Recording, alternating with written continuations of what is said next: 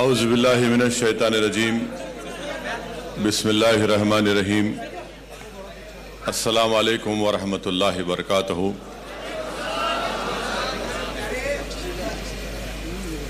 मेरी इज़्ज़तदार माँ और बहनों, मुअज़्ज़िज़ हाज़रीन कराम, बुज़ुर्गान मिल्लत, मेरे गयूर नौजवान साथियों, महाराष्ट्र के सदर और वर्किंग प्रेसिडेंट जनाब इम्तियाज़ जलील साहब और डॉक्टर गफ्फार क़ादरी साहब,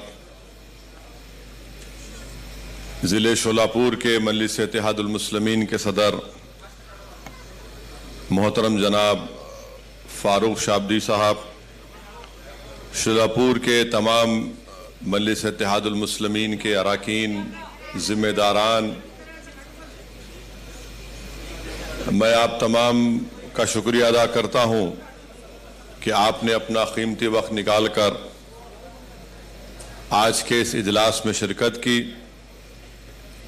और जैसा कि जनाब फ़ारूक साहब ने बताया कि ज़िले इंतज़ामिया की तरफ से मजलिस इत्तेहादुल मुस्लिमीन को इजाज़त दी गई, सिर्फ इस हॉल में हमको अपनी मीटिंग करने का परमिशन, इजाज़त दी गई। मैं आपसे वादा कर रहा हूं कि इंशाअल्लाह ताला आइंदा जब जलसा होगा मजलिस इत्तेहादुल मुस्लिमीन का, तो जैसा हम हमेशा खुले मैदान में या स्टेडियम में करते उसी तरह एक जलसा होगा इंशाअल्लाह ताला।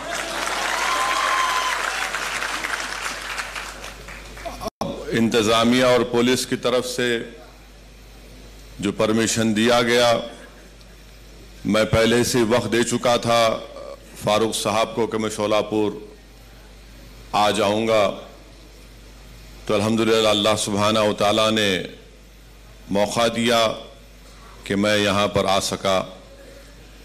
आपने अभी सुना कि इम्तियाज़ जलील साहब ने, डॉक्टर गफ्फार क़ादरी साहब ने और जनाब फ़ारूक साहब ने तमाम अहम बातों का जिक्र आपके सामने किया। और अभी इम्तियाज़ जलील साहब ने आपको बताया कि 11 दिसंबर के दिन इंशाअल्लाह ताला मजलिस इत्तेहादुल मुस्लिमीन की जानिब से महाराष्ट्र के मुसलमानों को रिजर्वेशन के लिए और महाराष्ट्र में वक्फ जायदादों की हिफाजत के लिए मजलिस इत्तेहादुल मुस्लिमीन ने यह प्रोग्राम बनाया कि हम चलो मुंबई का एक ऐलान किए, जो 27 नवंबर को होना था, मगर हुकूमत की तरफ से हमको इजाज़तनामा नहीं दिया गया और हमारी दरख्वास्त को ये कहकर मुस्तरद कर दिया गया कि कोविड है, फलां है। मगर हमने ये तय किया कि इंशाअल्लाह ताला अब 11 दिसंबर को ये चलो मुंबई का प्रोग्राम होगा, जिसका मकसद एक ही है कि महाराष्ट्र में जो मुसलमानों में जो 50 बिरादरियां हैं उनको रिजर्वेशन मिले और महाराष्ट्र में जो वक्फ की जायदादें हैं उसका तहफ़्फ़ुज़ हो सके, उसका सही इस्तेमाल हो सके। ये दो अहम पॉइंट्स पर ये एहतजाजी प्रोग्राम और ये चलो मुंबई का ऐलान किया गया। मेरे अजीज दोस्तों और बुजुर्गों, मैं आपको बताना ज़रूरी समझता हूँ कि जब असेंबली के इंतखाबात हो रहे थे तो उस वक्त भी मुझे आने का मौका मिला और जनाब फ़ारूक साहब की इंतखाबी मुहिम में मैं यहाँ पर आया था। आपको याद होगा कि पूरी इंतखाबी मुहिम के दौरान में कांग्रेस और राष्ट्रवादी कांग्रेस की जबान पर, उनके कायदीन की जबान पर एक ही जुमला था कि मजलिस को वोट मत दो, मजलिस को वोट देंगे तो भारतीय जनता पार्टी और शिवसेना की कामयाबी होगी। ये आपने सुना था या नहीं सुना था? और हर महाराष्ट्र में पूरा एक मंसूबाबंद तरीके से ये दोनों कांग्रेस और राष्ट्रवादी कांग्रेस, ये औले जौलों की जोड़ी पूरे महाराष्ट्र में सब जगह यही जाते थे। जहां पर मुसलमानों के इलाकों में जाते वहां पर यह बात जरूर कहते कि मजलिस को वोट मत दो, क्योंकि शिवसेना और बीजेपी को फायदा होगा। और बाज हमारे मासूम मुसलमान भी थे, आज भी हैं, जो इनके झूठ को यकीन कर लेते हैं और ये कहते हैं कि हां, बीजेपी और शिवसेना को रोकना है और इसीलिए मजलिस को वोट नहीं देंगे। और उसका नतीजा हुआ भी। शोलापुर में हमारे बाज मुसलमान भाइयों ने इस झूठ को सच समझा और उस रिवायत को बरकरार रखा उन मुसलमानों ने कि पिछले 60 साल से न सिर्फ महाराष्ट्र बल्कि मुल्क के मुसलमानों से हमेशा जो अपने आप को सेकुलर कहती हैं, उन्होंने मुसलमानों को सबसे बड़ा धोखा दिया। इलेक्शन तो हो गया, नतीजा भी आ गया। अल्हम्दुलिल्लाह मैं बड़ा मुतमईन हूं कि मजलिस के उम्मीदवार ने यह कहकर शोलापुर की आवाम का दिल दोबारा जीत लिया कि आपने मुझे इतनी हजारों की तादाद में वोट देकर मुझे खरीद लिया।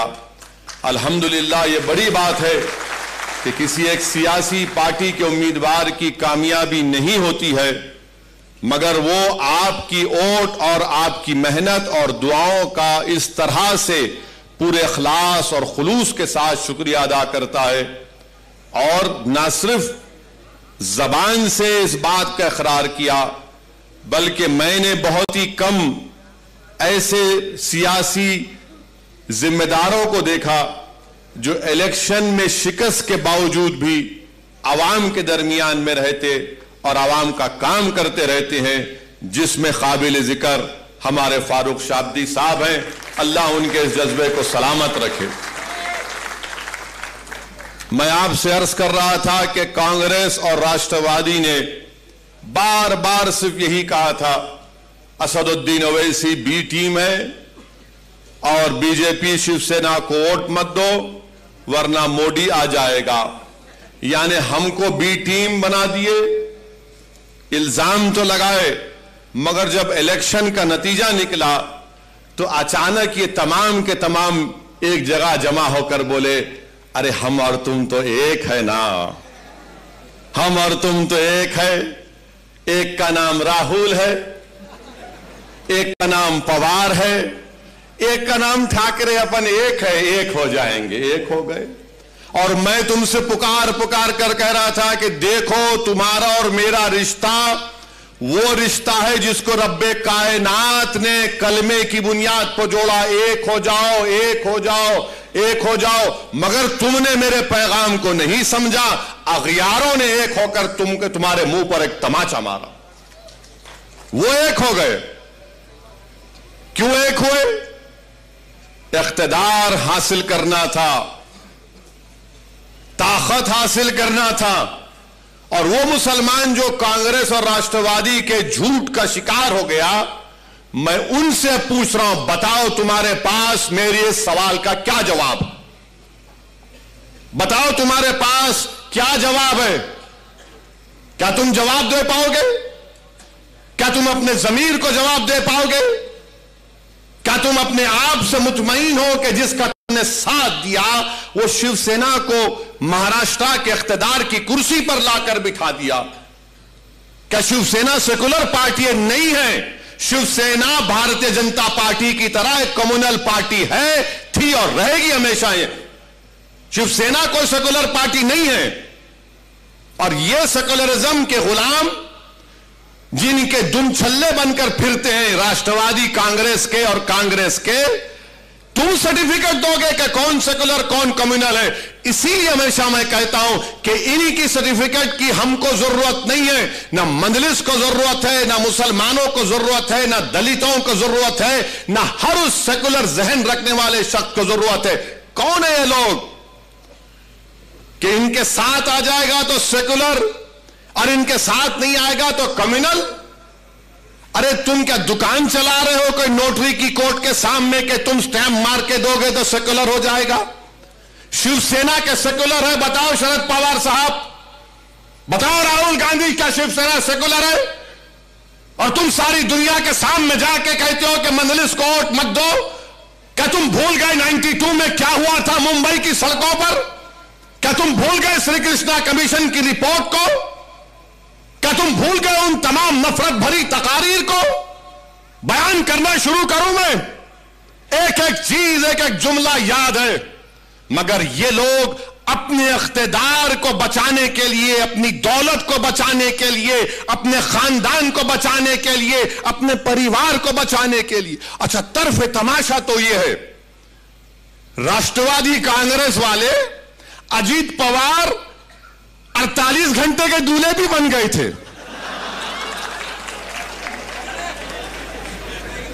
48 घंटे का कोई दूल्हा बनता है? अजीत पवार और फडणवीस मिलकर शादी कर लिए। अब इसमें दुल्हन कौन थी नहीं मालूम, पवार साहब बताएंगे। हम तो दूल्हे भाई हमेशा के लिए, हमको नहीं मालूम। 48 घंटे के लिए अचानक सुबह सुबह दौड़ रहे हैं, तू मुख्यमंत्री में डिप्टी, और फिर पूरे फाइल गायब, पूरी फाइल गायब, और फिर बाद में सेकुलर हो आते हैं। नहीं नहीं नहीं, वो गंदा है फडणवीस, बीजेपी है। और फिर उद्धव ठाकरे को बोलते नहीं नहीं, ये दूध का धुलावा है, शिवसेना अच्छी है। अब जाके कोई पूछेगा इनसे, जवाब दो, ये क्या ड्रामा किया तुमने? अगर कोई मुसलमान राष्ट्रवादी कांग्रेस का निकलकर किसी और पार्टी में आ जाता, मिसाल के तौर पर मंजलिस में आ जाता है, तो उसको बोलेंगे ये गद्दार है, निकाल के फेंकेंगे उसको, पुलिस पीछे लगा देंगे। नहीं, ये कैसा आ रहा है, मंजलिस में कैसे दाखिल हो रहा है? मगर आपके घर वाला जाकर बीजेपी को सपोर्ट करता है तो कुछ नहीं होता। ये क्यों बता रहा हूं कि आपको समझना है, महाराष्ट्र के मुसलमानों को समझाने के लिए, महाराष्ट्र के सेकुलर जहन रखने वाले लोगों को समझाने के लिए। हर बात पे कहते हैं मजबूरी है, कहे की मजबूरी बताओ मेरे को, कहे की मजबूरी है? यानी हम सब भूल जाएं और तुम जो फैसला करोगे हम गुलामों की तरह, कैदियों की तरह तुम्हारे में हाँ मिलाते रहे। शिवसेना को तुमने सेकुलर बना दिया और मंजलिस को तुमने कम्युनल कह दिया। क्या इनका मामला है? और ये तीनों की, ये 3-1 की सरकार, 3 मिलके सरकार चला रहे हैं और फिर बोल रहे नहीं सेकुलरिज्म को बचाना है। कौन सा सेकुलरिज्म बचाएंगे? क्या यह बात सच नहीं है कि महाराष्ट्र की विधानसभा में उद्धव ठाकरे ने असेंबली में खड़े होकर नहीं कहा था, इम्तियाज साहब अभी हालिया दिनों में कहा था ना, मंदिर के बारे में, मस्जिद के बारे में, मुख्यमंत्री है।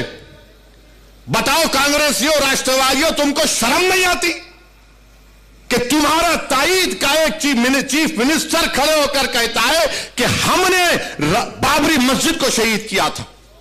शर्म आनी चाहिए लोगों को। याद करो मुसलमानों, जब मैं तुमसे कह रहा था, याद करो मैं जब तुमसे पुकार कर कह रहा था, तुमसे भीख मांग रहा था और आज भी मांग रहा हूं कि अब तुम इन पर भरोसा मत करो, अपने आप पर करो, अल्लाह पर करो और अपने वोट का सही इस्तेमाल करो। और आपका मामला यह है कि हमारी तकरीर सुन लिए, थाली मार लिए, आंख में 2 खतरे आंसू के आ गए, आपने मुझ पर खैरात बरसा दी और घर को जाकर नहीं अब सुबह में देखेंगे। नहीं, बदलना है। इनको पहचानो, आप इनको पहचानो, अपने इख्तिदार के लिए, अपनी सत्ता के लिए अपने खानदान को बचाने के लिए, अपने परिवार को बचाने के लिए, अपनी जेबों को भरने के लिए, अपने करप्शन के स्कैंडल्स को छुपाने के लिए इन्होंने सेकुलरिज्म को खत्म नहीं बल्कि दफना दिया। महाराष्ट्र में दफना दिया सेकुलरिज्म को कांग्रेस ने, राष्ट्रवादी कांग्रेस ने। अब क्या बोलेंगे? नहीं, मोदी को रोकना है। मेरे दोस्त, कब से फर्क पैदा हो गया बीजेपी शिवसेना में? कब से फर्क पैदा हो गया? मगर ये लोग आकर हमारे जहनों को कैप्चर करके बैठे। मुसलमानों को बोलेंगे नहीं, क्या करें? अरे क्या करना है? तुम इख्तिदार से दूर रहो, कराओ इलेक्शन दोबारा, इतना दौलत तुम्हारे पास है ना। मगर नहीं, हमारे जज्बात का मजाक उड़ाया गया, सेकुलरिज्म को दफना दिया गया। और सेकुलरिज्म की खबर पर ये कांग्रेस, राष्ट्रवादी उद्धव ठाकरे अपने इख्तिदार का महल बनाकर यहां पर महाराष्ट्र में हुकूमत कर रहे हैं। मेरे अजीज दोस्तों और बुजुर्गों, बताओ क्या राष्ट्रवादी कांग्रेस और कांग्रेस पार्टी भूल गई? भूल गए वो कि मुसलमानों को रिजर्वेशन? अब बात ही नहीं करते, कोई बात ही नहीं करता। बात करते हैं तो वंकाड़े की, उन्हें मुसलमान है नहीं है। अरे ये मुसलमान को जो रिजर्वेशन होना उसका क्या? और क्यों होना मुसलमान को रिजर्वेशन? आपके पास कितने लोगों के पास जेब में कलम है? कितनों के पास नहीं है? हाथ उठाओ। यही परेशानी है मुसलमानों से। कलम रखो जेब में, ये कलम रखो, लिखो, याद रखो इन चीजों को। अब आप किसी को फोन करें, मेरे को फोन करते, इनका नंबर दो इम्तियाज जेल का, मैं लिखो बोलते, ए कलम ला, अरे कहां रखा कलम?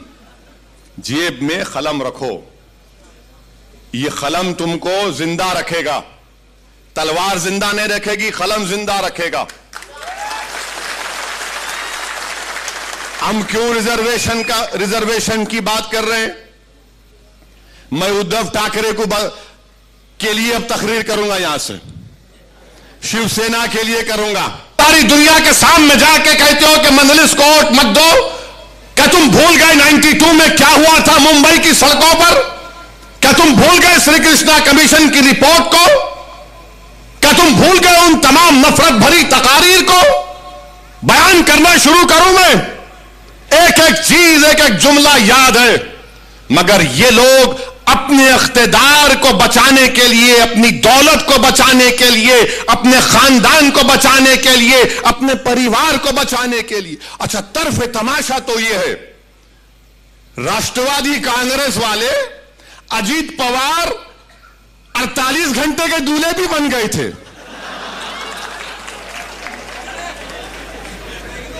48 घंटे का कोई दूल्हा बनता है? अजीत पवार और फडणवीस मिलकर शादी कर लिए। अब इसमें दुल्हन कौन थी नहीं मालूम, पवार साहब बताएंगे। हम तो दूल्हे भाई हमेशा के लिए, हमको नहीं मालूम। 48 घंटे के लिए अचानक सुबह सुबह दौड़ रहे हैं, तू मुख्यमंत्री में डिप्टी, और फिर पूरे फाइल गायब, पूरी फाइल गायब। और फिर बाद में सेकुलर हो आते हैं, नहीं नहीं नहीं वो गंदा है फडणवीस, बीजेपी है। और फिर उद्धव ठाकरे को बोलते नहीं नहीं ये दूध का धुलावा है, शिवसेना अच्छी है। अब जाके कोई पूछेगा इनसे, जवाब दो, ये क्या ड्रामा किया तुमने? अगर कोई मुसलमान राष्ट्रवादी कांग्रेस का निकलकर किसी और पार्टी में आ जाता, मिसाल के तौर पर मंजलिस में आ जाता है, तो उसको बोलेंगे ये गद्दार है, निकाल के फेंकेंगे उसको, पुलिस पीछे लगा देंगे। नहीं, ये कैसा आ रहा है मंजलिस में, कैसे दाखिल हो रहा है? मगर आपके घर वाला जाकर बीजेपी को सपोर्ट करता है तो कुछ नहीं होता। ये क्यों बता रहा हूं कि आपको समझना है, महाराष्ट्र के मुसलमानों को समझाने के लिए, महाराष्ट्र के सेकुलर जहन रखने वाले लोगों को समझाने के लिए। हर बात पे कहते हैं मजबूरी है। कहे की मजबूरी बताओ मेरे को, कहे की मजबूरी है? यानी हम सब भूल जाएं और तुम जो फैसला करोगे हम गुलामों की तरह, कैदियों की तरह तुम्हारे में हाँ मिलाते रहे। शिवसेना को तुमने सेकुलर बना दिया और मंजलिस को तुमने कम्युनल कह दिया। क्या इनका मामला है? और ये तीनों की, ये 3-1 की सरकार, 3-3 मिल के सरकार चला रहे हैं और फिर बोल रहे नहीं सेकुलरिज्म को बचाना है। कौन सा सेकुलरिज्म बचाएंगे? क्या यह बात सच नहीं है कि महाराष्ट्र की विधानसभा में उद्धव ठाकरे ने असेंबली में खड़े होकर नहीं कहा था, इम्तियाज साहब अभी हालिया दिनों में कहा था ना मंदिर के बारे में, मस्जिद के बारे में? मुख्यमंत्री है, बताओ कांग्रेसियों, राष्ट्रवादियों, तुमको शर्म नहीं आती कि तुम्हारा ताईद का एक चीफ मिनिस्टर खड़े होकर कहता है कि हमने बाबरी मस्जिद को शहीद किया था? शर्म आनी चाहिए लोगों को। याद करो मुसलमानों, जब मैं तुमसे कह रहा था, याद करो मैं जब तुमसे पुकार कर कह रहा था, तुमसे भीख मांग रहा था और आज भी मांग रहा हूं कि अब तुम इन पर भरोसा मत करो, अपने आप पर करो, अल्लाह पर करो और अपने वोट का सही इस्तेमाल करो। और आपका मामला यह है कि हमारी तकरीर सुन लिए, थाली मार लिए, आंख में 2 खतरे आंसू के आ गए, आपने मुझ पर खैरात बरसा दी और घर को जाकर नहीं अब सुबह में देखेंगे। नहीं, बदलना है। इनको पहचानो, आप इनको पहचानो। अपने इख्तिदार के लिए, अपनी सत्ता के लिए, अपने खानदान को बचाने के लिए, अपने परिवार को बचाने के लिए, अपनी जेबों को भरने के लिए, अपने करप्शन के स्कैंडल्स को छुपाने के लिए इन्होंने सेकुलरिज्म को खत्म नहीं बल्कि दफना दिया। महाराष्ट्र में दफना दिया सेकुलरिज्म को कांग्रेस ने, राष्ट्रवादी कांग्रेस ने। अब क्या बोलेंगे? नहीं, मोदी को रोकना है। मेरे दोस्त, कब से फर्क पैदा हो गया बीजेपी शिवसेना में? कब से फर्क पैदा हो गया? मगर ये लोग आकर हमारे जहनों को कैप्चर करके बैठे। मुसलमानों को बोलेंगे नहीं क्या करें? अरे क्या करना है?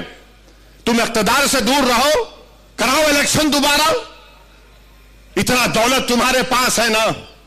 मगर नहीं, हमारे जज्बात का मजाक उड़ाया गया, सेकुलरिज्म को दफना दिया गया और सेकुलरिज्म की खबर पर ये कांग्रेस, राष्ट्रवादी उद्धव ठाकरे अपने इख्तिदार का महल बनाकर यहां पर महाराष्ट्र में हुकूमत कर रहे हैं। मेरे अजीज दोस्तों और बुजुर्गों, बताओ क्या राष्ट्रवादी कांग्रेस और कांग्रेस पार्टी भूल गई? भूल गए वो कि मुसलमानों को रिजर्वेशन? अब बात ही नहीं करते, कोई बात ही नहीं करता। बात करते हैं तो वंकाड़े की, उन्हें मुसलमान है नहीं है। अरे ये मुसलमान को जो रिजर्वेशन होना उसका क्या?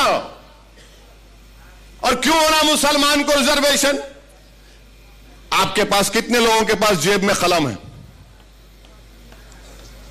कितनों के पास नहीं है? हाथ उठाओ। यही परेशानी है मुसलमानों से। कलम रखो जेब में, ये कलम रखो, लिखो, याद रखो इन चीजों को। अब आप किसी को फोन करें, मेरे को फोन करते, इनका नंबर दो, इम्तियाज जेल का, मैं लिखो बोलते, ए कलम ला, अरे कहां रखा कलम? जेब में कलम रखो, ये कलम तुमको जिंदा रखेगा। तलवार जिंदा नहीं रखेगी, कलम जिंदा रखेगा। हम क्यों रिजर्वेशन की बात कर रहे हैं? मैं उद्धव ठाकरे के लिए अब तकरीर करूंगा, यहां से शिवसेना के लिए करूंगा। अब आपको बताना पड़ेगा मेरे इन सवालों का जवाब। क्या बॉम्बे हाई कोर्ट ने अपने इंटरिम ऑर्डर में नहीं कहा कि महाराष्ट्र में वो मुसलमानों में जो 50 या 55 बिरादरियां उनको रिजर्वेशन दिया जा सकता, क्योंकि वो समाजी तौर पर, तालीमी तौर पर, सोशली और एजुकेशनली बैकवर्ड है। क्या कहा था? नहीं कहा था? कहा था, और कहा कि तालीम में दो। उन्होंने कहा कि नौकरियों में भी दे सकते हैं, मगर नौकरियों का जो रिजर्वेशन है उसका कोटा बढ़ गया, मगर तालीम में दो। आपने क्यों नहीं दिया? क्या कांग्रेस पार्टी जबान बंद करके बैठी है? राष्ट्रवादी कांग्रेस मुंह बंद के बैठी है? यह तुम्हारी मोहब्बत है मुसलमानों से? मगर नहीं। हम क्यों पूछ रहे रिजर्वेशन? अब आप लिख लो इसको या याद रखो, ताकि अगर कोई महल्ले में कोई कांग्रेसी, राष्ट्रवादी या सैनिक आया तो उसको बोला, ये बैठ जरा सुन, मेरी बर्बादी की दास्तान सुन, और इसका जवाब दे। मेरे भाई, महाराष्ट्र में 11% मुसलमानों की आबादी। हमारे जर्नलिस्ट हजरात भी साथ है, हमारे से बड़ी मोहब्बत है उनको। हमसे भी मोहब्बत थी, मालूम था, मगर हमारी गाड़ी से भी मोहब्बत हो गई। मुबारक हो, दूल्हे की गाड़ी जब आती है तो नाचते हैं लोग। महाराष्ट्र में कितने मुसलमान के पास ग्रेजुएट हैं? खाली 4% मुसलमान ग्रेजुएट हैं महाराष्ट्र में। कितने हमारे हिंदू भाई हैं? 8.9%।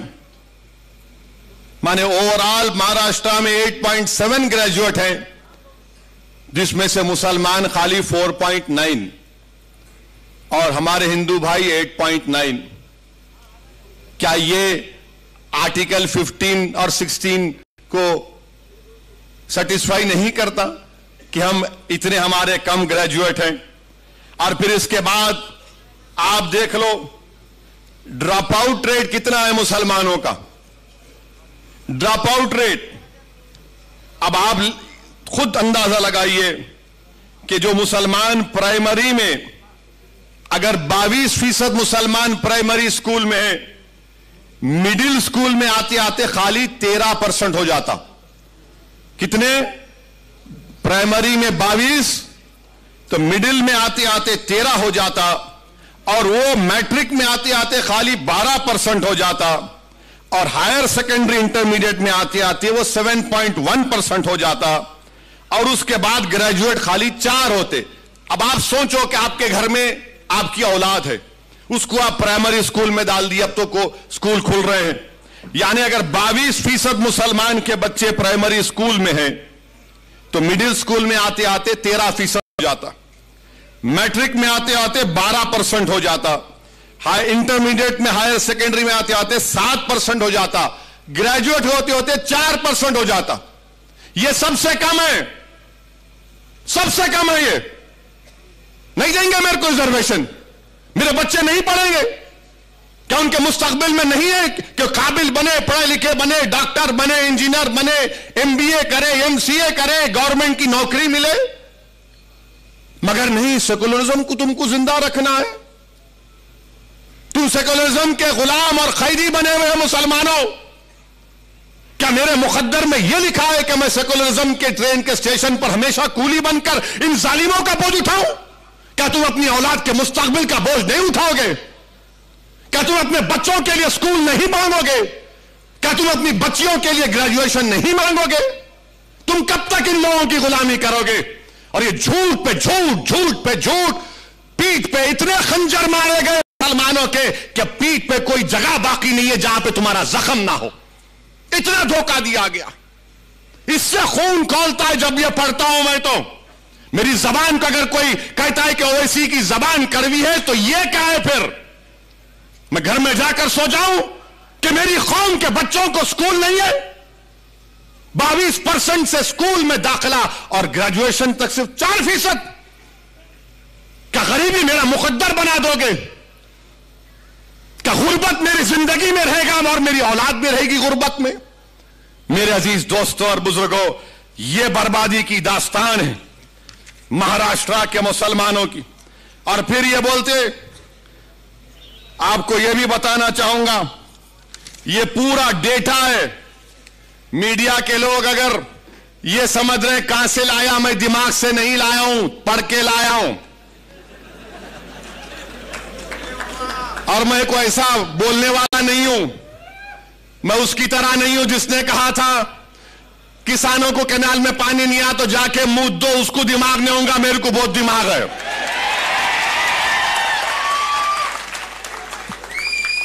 अब आप सुनो, पूरे महाराष्ट्र में कितनी जमीनें, एग्रीकल्चर लैंड कितनी है मुसलमानों के पास रूरल एरिया में। और वो मुसलमानों को मैं याद दिला रहा हूं जो उस वक्त असेंबली के इलेक्शन में जो बैंड बाजा की पार्टी बने हुए थे कांग्रेस राष्ट्रवादी के लिए, सेकुलरिज्म सेकुलरिज्म, वोट दो ऐसी आ जाएगा। अब बोलो, देखो कितनी जमीन तुम्हारे पास है, जिरात की जमीन, एग्रीकल्चर जमीन, देही इलाकों में। मराठाओं के पास, जिनके पास कोई जमीन नहीं है जिरात की, मराठाओं के 8.66% हैं जिनके पास एग्रीकल्चर की कोई जमीन नहीं है। कितने मुसलमानों के पास एग्रीकल्चर की जमीन नहीं है? अच्छा, यहां कोई गांव से आया, कोई गांव में जमीन है तुम्हारी, हाय तो हाथ उठाओ, डरो मत, नहीं डरो। कितने, 1 2 जो गांव में जमीन है, जिरात की जमीन, कितने खाली 4 हाथ उठे, वहां 5 6। अब आप, ये सही है ना? फिर 83% महाराष्ट्र के मुसलमानों के पास रूरल एरिया में, देही इलाकों में कोई जिरात की जमीन नहीं है, कोई जिरात की जमीन नहीं है। और हमारे मराठा भाइयों के पास 8.66% उनके पास जमीन नहीं है। अच्छा, 2.5 एकड़ जमीन हमारे मराठा भाइयों के पास कितना है? 62.74%। और मुसलमानों के पास 10%। मुबारक हो, सेकुलरिज्म जिंदा है अभी, मुबारक हो तुमको। 62% जिसके पास 2.5 एकड़ जमीन है उसको रिजर्वेशन देंगे।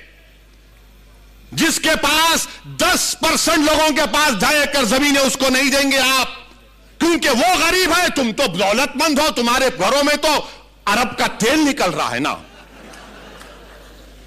घर में चिराग जलाने के लिए तेल नहीं है और ये जालिम हमको रिजर्वेशन नहीं देंगे। और फिर जिसके पास 5 एकड़ जमीन है, हमारे मराठा भाइयों, 19% मराठा भाइयों के पास 5 एकड़ एग्रीकल्चर रूरल एरिया में लैंड है। मुसलमानों के पास कितनी, 5 एकड़ जमीन कितने लोगों के पास है महाराष्ट्र में? खाली 4.60%। 10 एकड़ 6% मराठाओं के पास है, मुसलमानों के पास कितने? 1.20। और फिर 10 एकड़ के ऊपर कितने मराठाओं के पास जमीन है? 2.70। मुसलमानों के पास 1% भी 10 एकड़ के ऊपर जमीन नहीं है। देखो आपको मुसलमानों, खास तौर से मुबारक उन लोगों को जो सेकुलरिज्म के झूठे वादे पर ये राष्ट्रवादी कांग्रेस को वोट देते, बल्कि गुलामी करना उनका मुकद्दर समझते। ये तुम्हारी बर्बादी की दास्तान बयान कर रहा हूं। और फिर इसके बाद आप जाइए, आपकी आमदनी कितनी है मालूम आपको? ये कमेटी बता रही है, कमेटी कह रही है कि सालाना 25,200 जो मुसलमानों की आमदनी है वो सिर्फ 20% है।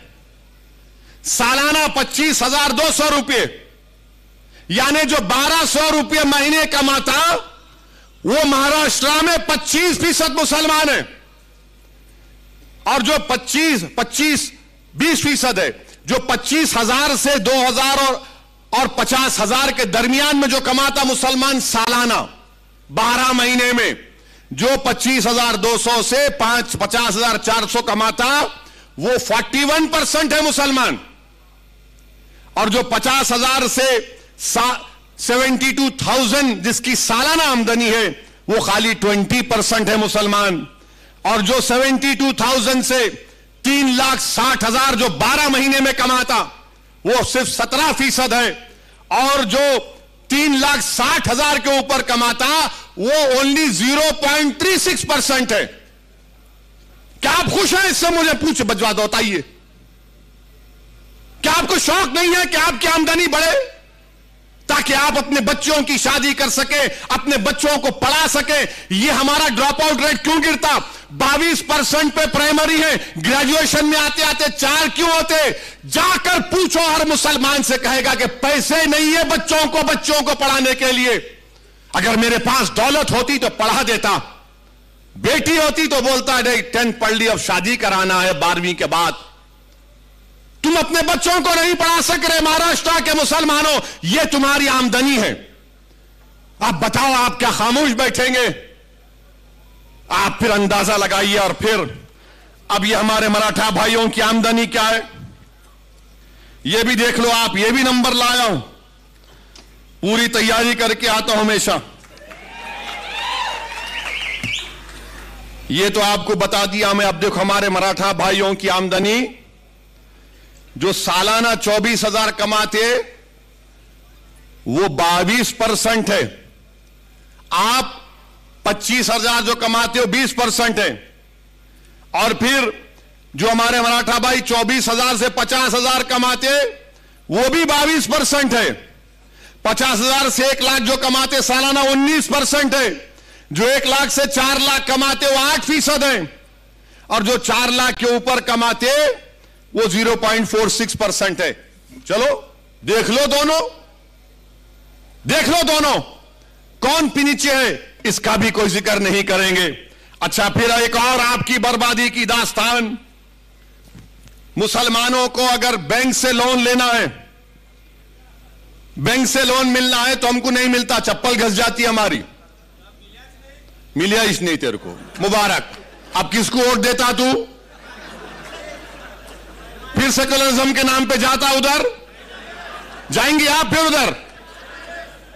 कितनों को वोट? आप देखो, आप 40% मराठा भाइयों को बैंक से लोन मिलता, मुसलमानों को बैंक कोऑपरेटिव मिला के खाली 5%। वहां 40%, यहां 5%। कोऑपरेटिव सोसाइटियों में 40% मराठा भाइयों को लोन मिलता, मदद मिलती। हमारे पास क्रेडिट सोसाइटी में 2.6। मुबारक हो वो गुलामों को, मुबारकबाद दे रहा हूं जो राष्ट्रवादी कांग्रेस और कांग्रेस का भजन मंडली का काम करते हैं। प्राइवेट मनी लेंडर्स, यानी ये जो प्राइवेट मनी देते, खून चूसते, वो 14% मराठा भाइयों को लोन देते और मुसलमानों को 4%। अच्छा, दोस्त अहबाब जो मराठा भाइयों को मदद करते हो 2% और मुसलमानों में 17%। ये डेटा है। आप अब अभी बताओ आप क्या करेंगे अब आप? इसीलिए मजलिस इत्तेहादुल मुस्लिमीन ने तय किया कि रिजर्वेशन मुसलमान के लिए जरूरी है महाराष्ट्र के। अच्छा, गुर्बत कितनी है, पॉवर्टी पूरे महाराष्ट्र में, रूरल एरिया में 28% मुसलमानों में, देही इलाकों में, शहरी इलाके अर्बन इलाके में 15.6, हमारे हिंदू भाइयों में पॉवर्टी रूरल देही इलाकों में 23.8 और अर्बन इलाकों में 6.9। यहां पर भी हम पीछे हैं ना। नहीं दोगे रिजर्वेशन, किसको देगो फिर? ये हमारा ये रिकॉर्ड आपके सामने इसलिए रख रहा हूं। अब आप सुन लो और एक बर्बादी की दास्तान। मुसलमान जो कच्चे घरों में रहता है वो 67% है महाराष्ट्र में। 67% मुसलमान कच्चे घरों में रहता है। तुम्हारे घर नहीं है और तुम सेकुलरिज्म की बात करते हो। मुझे उस बात का गुस्सा आता है। मुझे इन गैरों से, इन दुश्मनों से शिकवा नहीं है, मुझे अपने भाइयों से शिकवा है। मुझे वोट मत दो, मगर ये जुल्म को तो खत्म करो, ये नाइंसाफी को तो खत्म करो। मेरा हक तो मुझे दो, मुझे इज्जत की जिंदगी दो और मौत में भी इज्जत दो। मेरे नौजवानों का मुस्तकबिल दो, मेरे बच्चों को स्कूल दो, मुझे एक मुकाम दो। मैं आसमान से तारे तोड़ने के लाने की बात नहीं कर रहा हूं। यह सब क्या है फिर? मैं कब तक इन घरों में रहूंगा?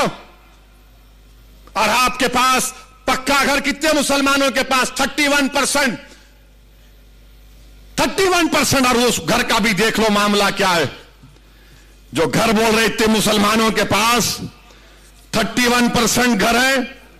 अब आपसे एक सवाल करूंगा, और हमारे मीडिया वाले इसका जवाब सुन लेंगे। क्या मुसलमानों के एक घर में 3-4 लोग नहीं सोते?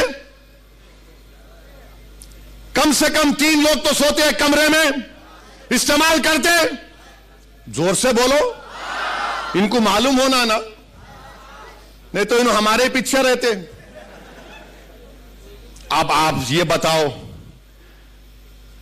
आपको जानकर तकलीफ होगी कि हमारे मराठा भाइयों के पास 3 रूम के कमरे 20% लोगों के पास है, 2 रूम का घर 48% लोगों के पास है, 4 रूम का घर 8% लोगों के पास है, 5 से ज्यादा कमरे का घर 3% लोगों के पास है। मेरे पास क्या है? मेरे पास सेकुलरिज्म है,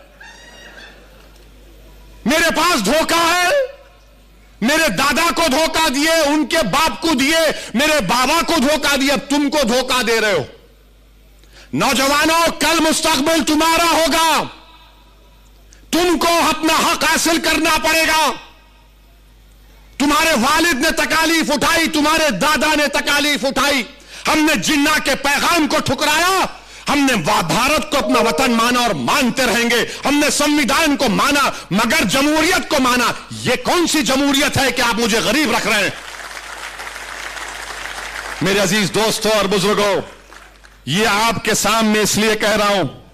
अच्छा, कितने मुसलमान स्लम में रहते हैं? महाराष्ट्र की रिपोर्ट कह रही है 54% लोग स्लम इलाकों में रहते। और आपको मालूम, हमारे मराठा भाइयों के पास 76% मराठा भाइयों के पास टॉयलेट है, मुसलमानों के पास खाली 35%। ये डेटा है। मेरे को मालूम है कि कल के बाद हमारे मीडिया वाले, बल्कि आज शाम से शुरू कर देंगे कि शोलापुर में ओवैसी ने भड़काऊ भाषण दिया। अरे थू है तुम्हारी बातों पर, कोई परवाह नहीं है।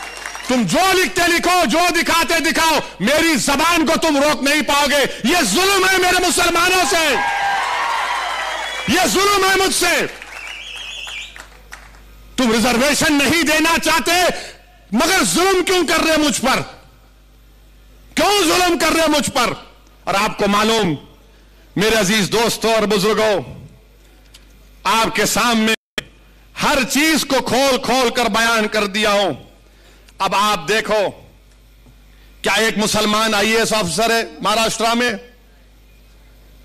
वो एक है, उन्हें बोल रहा मैं नहीं हूं, मैं हिंदू हूं बोल रहा हूं उन्हें। अल्लाह को मालूम उन्हें क्या है, आई डोंट नो। इधर भी है उधर भी है, उन्हें बिन पेंदे का लोटा है, उन्हें भी ऐसा है। और ये जो राष्ट्रवादी और कांग्रेस के बोलते, अरे नहीं मियां, उन्होंने आके बोल के चले जाते, उनका क्या है? अरे मैं आके बोल के नहीं जाता हूं, मैं ये तमाम हकीकत बयान कर रहा हूं। और अगर तुमको समझ में नहीं आया तो बुला लो, बैठ के बात करेंगे। अच्छा, एक मुसलमान आईएएस ऑफिसर नहीं है महाराष्ट्र में।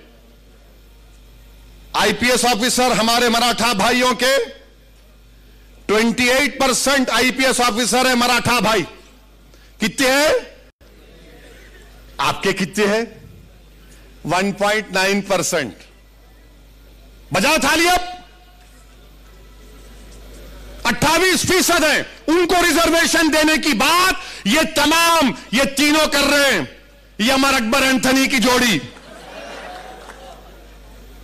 हमको नहीं देंगे। गारत का गवाह भरता ही नहीं है उनका। 28% आईपीएस ऑफिसर। अच्छा, मंत्रालय में कितने हमारे मराठा भाई काम कर रहे हैं? 16.17%। यानी मराठा भाइयों की आबादी इम्तियाज साहब 33% है। यानी 33% आबादी हमारे मराठा भाइयों की है। आधे से ज्यादा आईएएस ऑफिसर हैं। 28%, 33% पॉपुलेशन, 28% आईपीएस ऑफिसर। आईएफएस कितने हैं मालूम आपको? 18% है हमारे मराठा भाइयों के। आपके कितने? नो, जीरो हैं आप। मेरे अजीज दोस्तों और बुजुर्गों, ये नाइंसाफी की तमाम बातें मैंने आपके सामने रख दिया। अब आप कच्चा पीने का पानी भी ले लो। वैसे माशाल्लाह ये राष्ट्रवादी और ये कांग्रेस शोलापुर में कितने 5 दिन में एक बार पानी, रोज पानी आता आपको?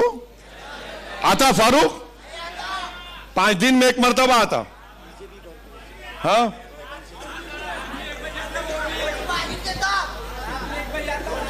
रात में 1 बजे आता। और आता क्या?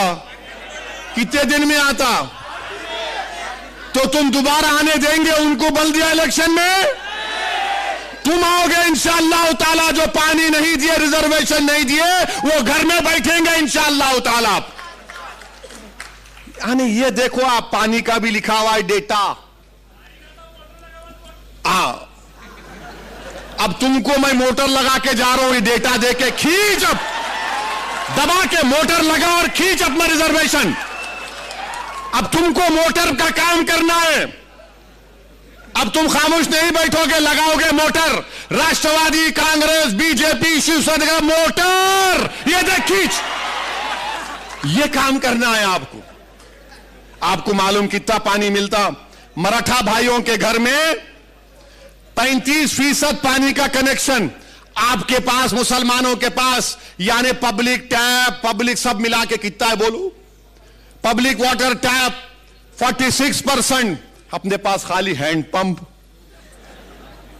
बोरवेल 16% मराठा भाइयों को, यहां पे खाली 4%। आप बताओ मेरे भाई, आप बताइए फिर। अब आप, इसीलिए मजलिस ने इन तमाम बातों को महसूस किया और हमने यह फैसला लिया कि अब और इस पर इंतजार नहीं किया जा सकता। हमको मुसलमानों के जो 50 बरादरियां हैं, जिनको हाई कोर्ट ने कहा कि इनको रिजर्वेशन मिल सकता है, मिलेगा। मराठा भाइयों को सुप्रीम कोर्ट ने भी कह दिया कि इनका डेटा एम्पिरिकल डेटा नहीं है, इनका बैकवर्डनेस का, सोशल एजुकेशनल बैकवर्डनेस का। आप देना है दो, आप, हम रोक नहीं रहे, मगर इंसाफ किससे होगा? इंसाफ ताकतवर से होगा या मजलूम से होगा? इंसाफ किससे होगा बताओ? इंसाफ ताकतवर से होगा, मजलूम से होगा? इंसाफ ताकतवर से होगा या कमजोर से होगा? इंसाफ तो कमजोर से होना चाहिए ना, इंसाफ तो मजलूम से होना चाहिए। ताकतवर को और ताकतवर करना ये इक्वालिटी नहीं है, कमजोर को ताकतवर के मुकाम पर लाना ये इक्वालिटी है, जिसका भारत की संविधान में बाबा साहेब अंबेडकर ने आर्टिकल फंडामेंटल राइट उसको बना दिया, राइट टू इक्वालिटी को। हम तो वही पूछ रहे हैं मेरे अजीज दोस्तों और बुजुर्गों। यही चंद गुजारिशात मुझे आप तक करना था।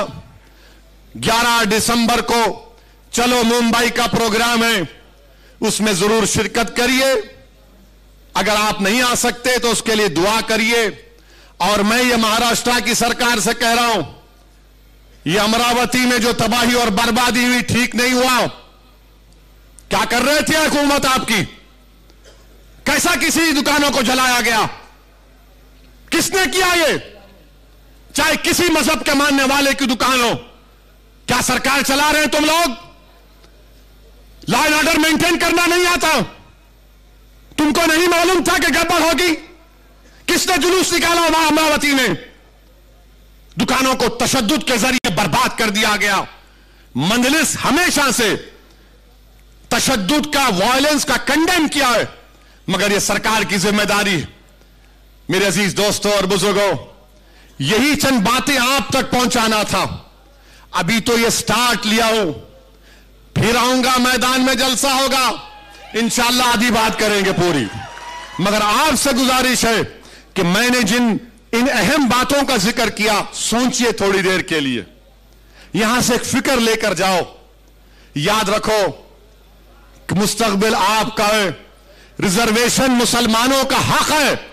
और महाराष्ट्र की सरकार, ये तीनों पार्टियों की सरकार अगर ये सेकुलरिज्म को, इक्वालिटी को मानते हैं, तो इनको महाराष्ट्र के मुसलमानों को रिजर्वेशन देना पड़ेगा। नागपुर के असेंबली के सेशन में बिल लाओ और महाराष्ट्र के मुसलमानों से इंसाफ करो। अस्सलाम वालेकुम व रहमतुल्लाहि व बरकातुहू। सह्याद्रीची उंची म्हणजे